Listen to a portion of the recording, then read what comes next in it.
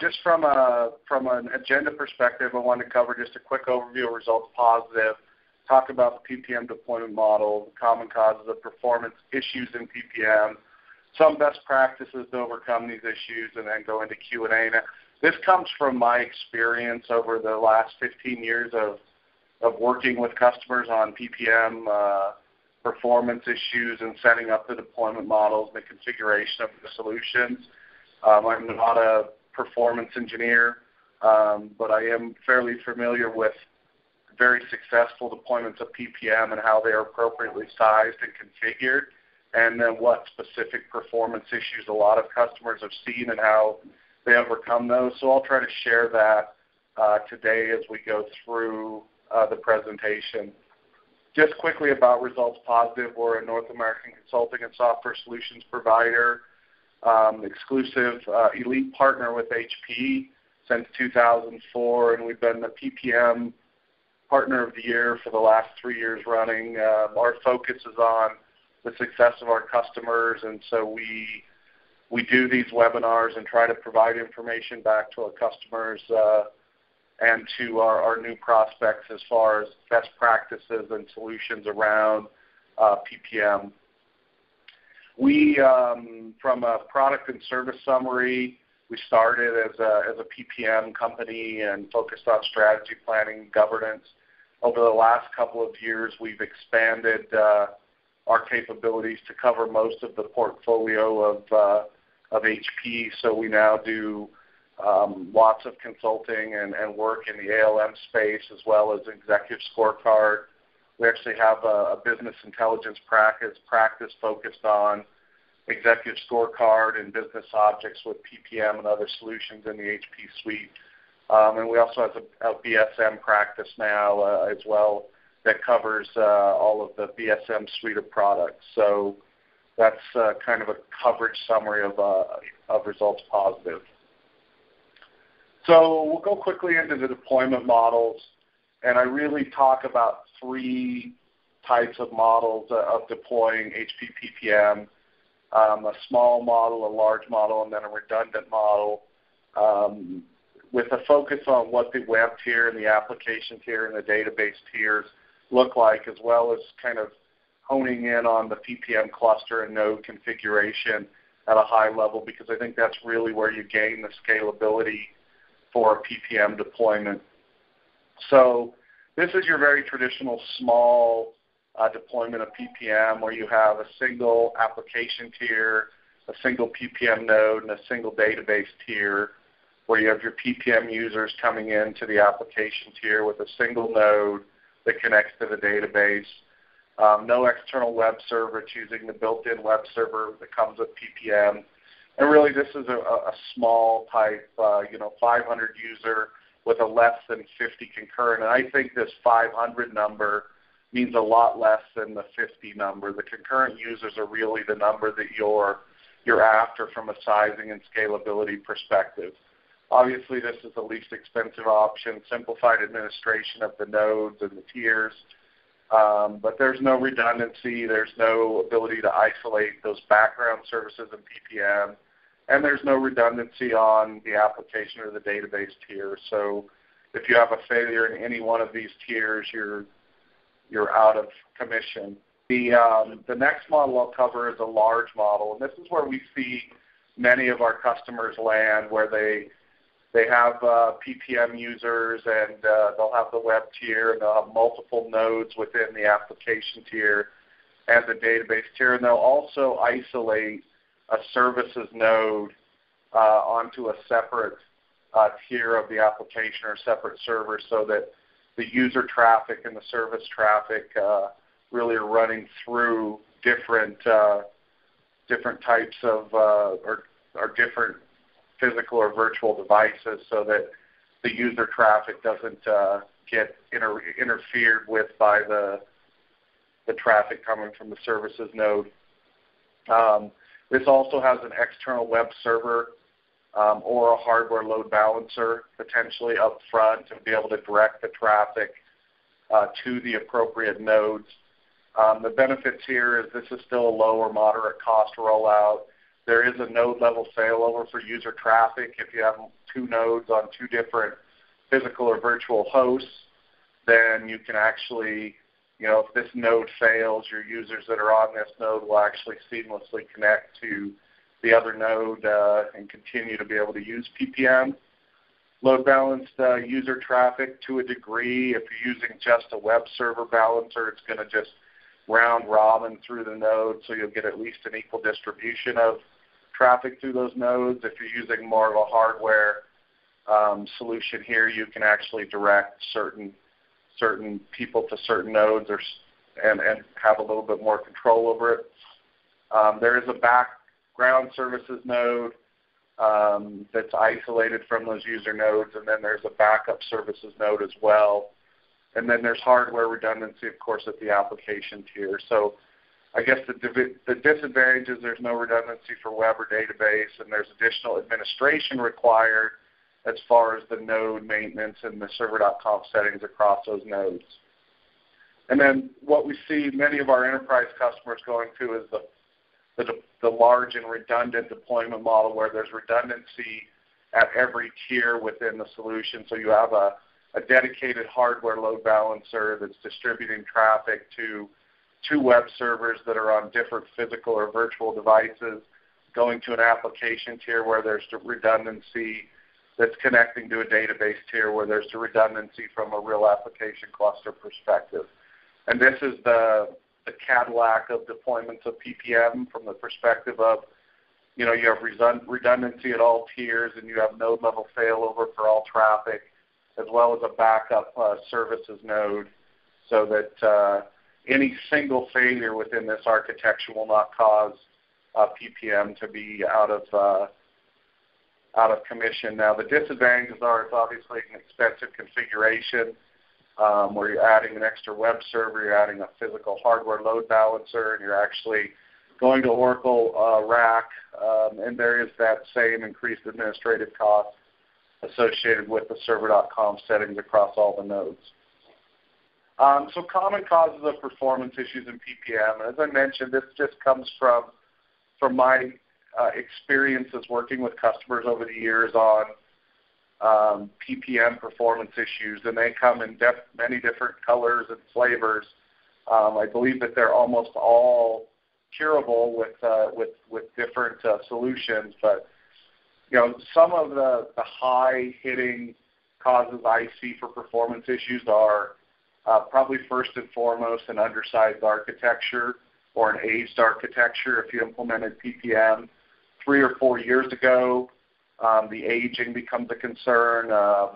If it was never right-sized, or it could well be undersized based on growth. Those are probably two of the areas I see a lot. One of the other areas I see almost all the time is either poorly written custom code in portlets or this bad dashboard design. And what I mean by that is dashboards that are leveraging a bunch of hard-hitting portlets that end up proliferating across a number of users. And it may be information that's required, and in most cases it is, but there are ways that you can design around always querying that and not having it as a landing page. And some of these are very common sense type recommendations, but there's a lot of places where you'll see a dashboard with 7 or 8 portlets that's rolled out to 300 users, and that's their landing page. And that really starts to impact the performance for the users. A shared database is a very common cause where I see examples of I've asked for EWR reports from customers, and I don't even see PPM hitting the top 10% of the resource utilization on the database because there are other applications that are taking the database away. I see that a lot. And then server configuration settings not optimal. There are certain settings in the server.conf that you can significantly impact and improve performance by. So as we look at undersized architecture, HP size is using 100 to 125 users per node. And then, you look at concurrent users, really should be sized depending on your organizational profile, but typically runs between 10 to 30% of overall users. So if you have 500 users, we typically see concurrent user load of 20 to 30% of that, or 10 to 30% of that at the peak load time. And you should always size based on a peak load time. So, an example, if your timesheets are due on Friday by 5 p.m., you really should size for a peak concurrent load during a given hour on Friday afternoon. And if you had, as an example, 500 users that had to enter timesheets by Friday at 5, the assumption would be that, 20 or 30 or maybe even a bit higher, if that's the way it was, could be concurrently trying to do that within the same hour on a Friday afternoon. And so that's from the perspective of trying to size based on that peak performance load or peak load time is where you're going to get the best performance. Now, does that mean you're oversized during the non-peak periods? It does, but what it means is you can flatline performance across the peak periods as well. From a wrong or aged architecture perspective, if it's more than 2 years old, I recommend looking at a sizing exercise. HP develops on Linux, not Windows. Our perspective and my experiences is that Linux is a platform that provides a lot of stability for PPM. Windows has some challenges with PPM. They're both obviously supported, but there's a lot more capabilities within the stability of a Linux environment.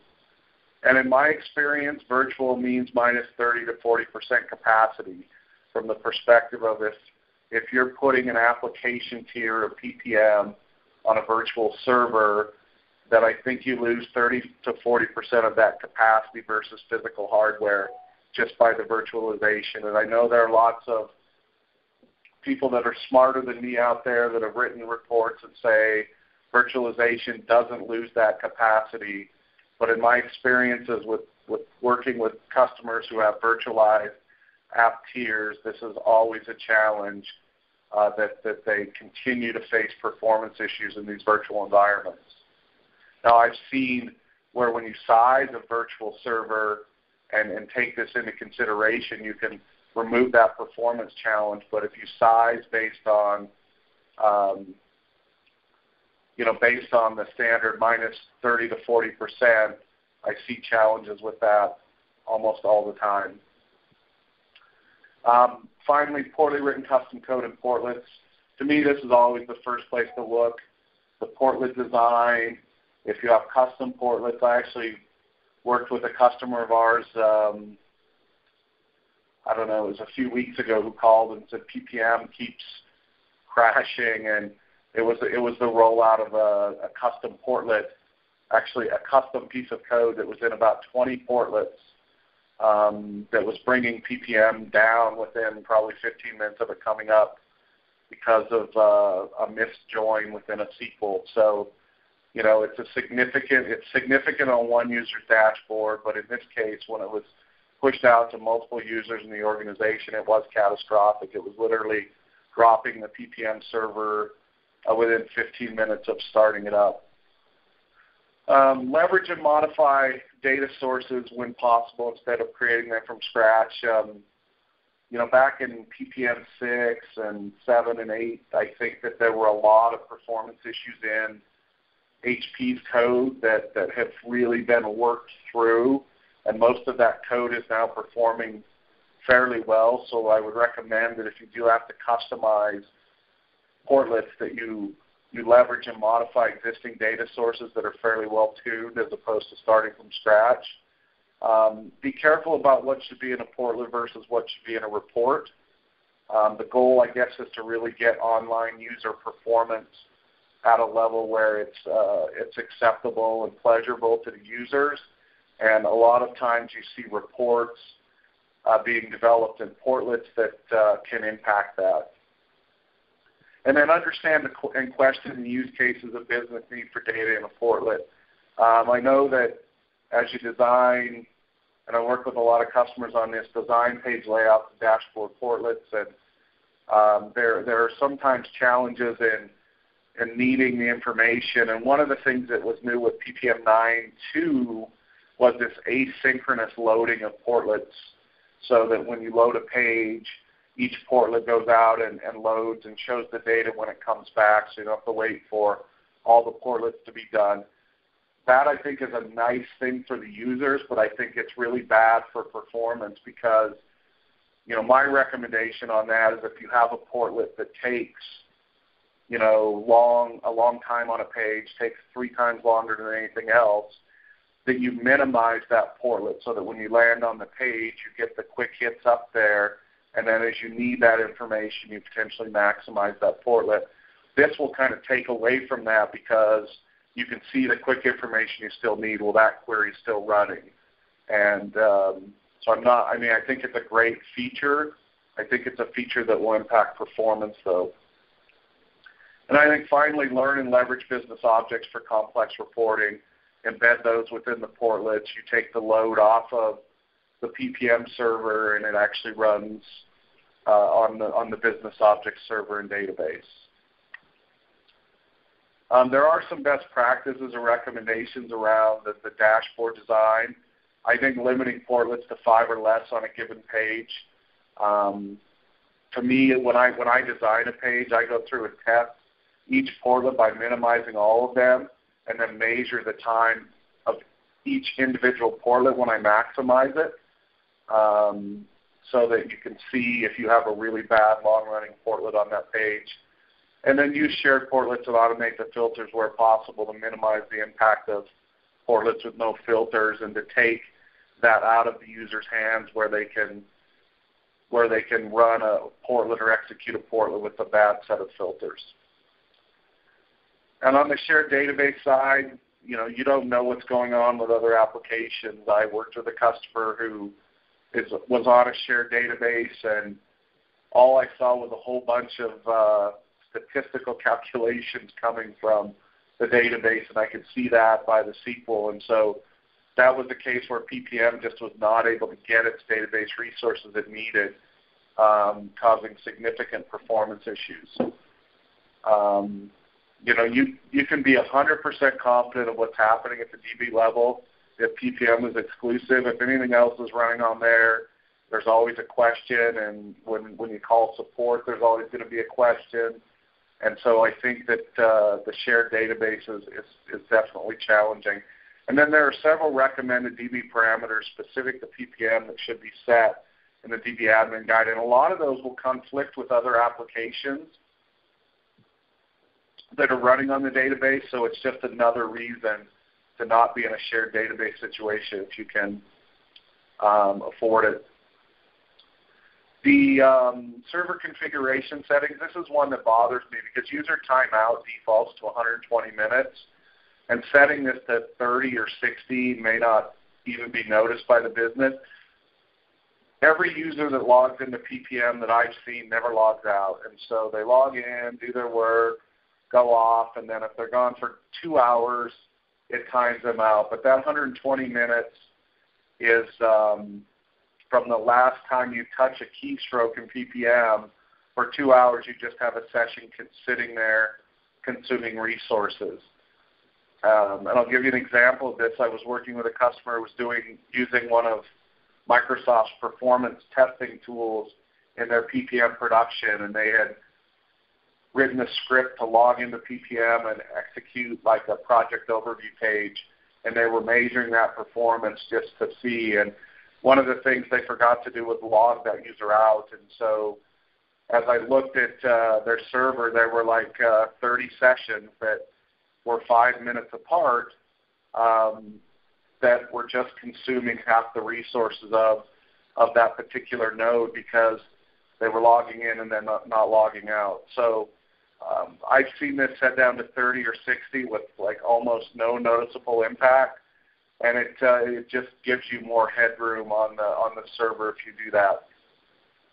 Implementing LDAP, of course, makes this less impactful because if you set it to 30 or 60, the user's going to get, you're no longer connected. Please log in again. Don't mess with the number of rows returned on portlets. It's defaulted to 200 as a throttle. unless it's absolutely necessarily and thoroughly understood. One of the things this does protect you from is those portlets queries that are, the filters are adjusted and then they just take off and consume the system. So from my perspective, some of the best practices, and it goes back to what we've just been talking about, if you have those shared databases, try to move to a dedicated database. If your architecture's old, perform a review. The portlets, monitor node usage in sessions. If they reach 50, you may see impact on performance. HP sizes at 100 to 125 users per node. In almost every case I've monitored, when I see it get above 50, you start to see impact on the UI and the performance. So I think that 50 in my experience is the magic number, and when I size for peak concurrent load, I'll size the number of nodes for 50 users at peak concurrent load and be able to see good performance. If you're on a previous major version of PPM, you'll upgrade as soon as you can. Performance adjustments are made in every release. If you have lots of custom code in your portlets, make sure you have an inventory and perform a review of that code. The user timeout we talked about. And then monitor and be able to see what the performance is doing. And there are some good solutions from HP and others that you can monitor the performance fairly inexpensively. As far as right-sizing recommendations, size for tomorrow, so always look at a 3 to 5 year window and try to estimate the growth of your concurrent user and your peak load. Virtual means minus 30 to 40% capacity. I believe that's very true in my experiences. Linux is good. Always size for that peak concurrency load, and isolating the services nodes just is significantly impactful to that UI performance from a user perspective. This is an example of a hosted environment for one of our customers that we host here at ResultsPositive, and this was looking over the course of, a month, I guess, looking at the performance and response time of being able to log into that system. And you see that this is very flatlined, and I think ultimately that's the goal, is to flatline that performance response even to the peak concurrency loads. And this particular customer actually has timesheets, weekly timesheets that are due on Friday. And so I threw these blue bars on the chart to just show what the Mondays and Fridays look like. Actually, I think they're due Monday by noon. And so the Friday and the Monday where you just continue to see that flatline performance and being able to get to the solution. And I think this is the key. This was sized at a peak concurrent load. I've seen this running at peak concurrent load, and it just remains flatline throughout the entire period, which is ultimately the goal. So we're between 1.2 and 1.8 seconds the entire month from being able to sign into the application. And this is just another view of it where you can actually start to see different aspects of it, the client time, the response time from the transaction. You see a bit of a spike here. This is looking at 1 day or a half a day's worth of data. And then the secure socket layer, this is actually an SSL implementation, and you see the amount of time each of those transactions take. These two screenshots actually come from HP's Performance Anywhere, the new SaaS-only solution, and I actually have it configured monitoring some of our SaaS environments. And so I actually set all this up on my own. It was very easy to configure Performance Anywhere. ResultsPositive, just to finalize the slides here, does host PPM SaaS, and we have several offerings. We offer both physical and virtual infrastructures in our PPM SaaS, but all of it's focused on that flatline performance and sizing these things appropriately. And we also will host HP Anywhere and Executive Scorecard as part of our SaaS solutions as well. Integrate with the DMS services, the Oracle DMS and 912, as well as business objects. And this is just kind of an example of our data sheet for that. So from my perspective, possible next steps, if you want to see a detailed demo or test drive an environment, let us know. We can schedule a call, discuss your specific performance issues. I'd love to talk to you if you have those. And then one thing that's not on here, but we are offering, if you're in a situation where you want to look at PPM 921, the latest version of PPM, we're offering a 45-day free trial of a PPM SaaS solution that you can access a PPM 9.2 environment and use it within your environment to see the new features and UI of PPM 9.2.